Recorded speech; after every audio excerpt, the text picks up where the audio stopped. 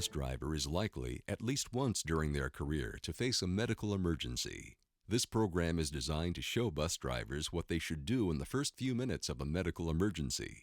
Keep in mind that what occurs in the first few minutes of a medical emergency can often determine the difference between a temporary injury and a permanent injury. Our goal in this video is simple.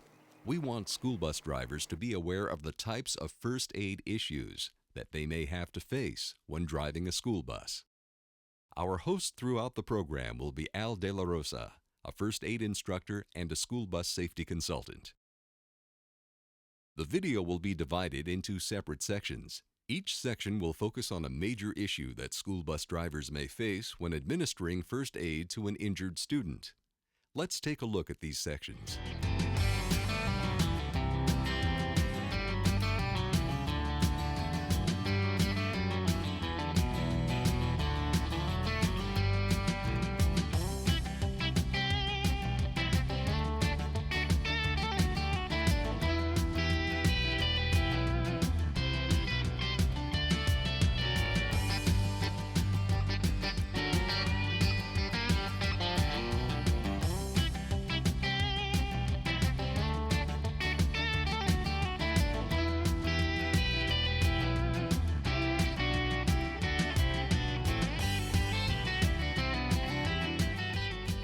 Legal liabilities are a major reason why school bus drivers don't want to get involved with healthcare issues.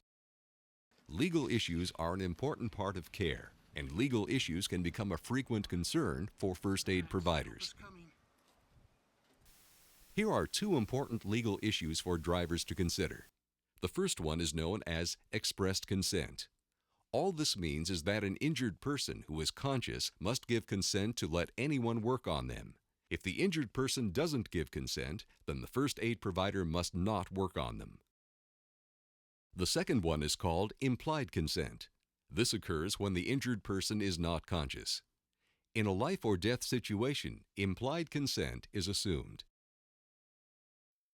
When caring for children, there are additional issues.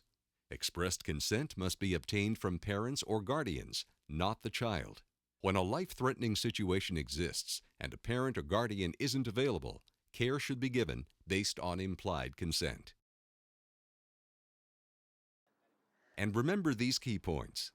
Don't use skills that exceed your training. Don't move a victim unless their life is in danger. And ask a responsive person if they want first aid. And once you start working on someone, do not stop until help arrives. In the next sequence, we will turn to the important issue of bloodborne pathogen protection for school bus drivers. Most school bus drivers are aware of the consequences of being infected by bloodborne pathogens. So keep in mind that when administering first aid, the bus driver must closely observe proper procedures for dealing with bloodborne pathogen issues. This includes the use of personal protective equipment and the importance of following universal precautions. Throughout this sequence, we will constantly point out the importance of both of these issues. Here is some important information you need to know about bloodborne pathogens. Blood or any bodily fluids that are excreted from the body are capable of carrying bloodborne pathogens. This includes blood, urine, or vomit.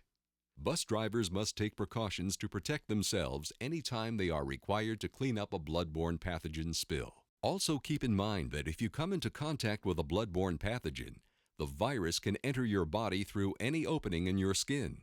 And remember, even if a child is known to be a bloodborne pathogen carrier, his or her parents are not required to divulge this information to the school district. So always assume that any spill has the potential for infection.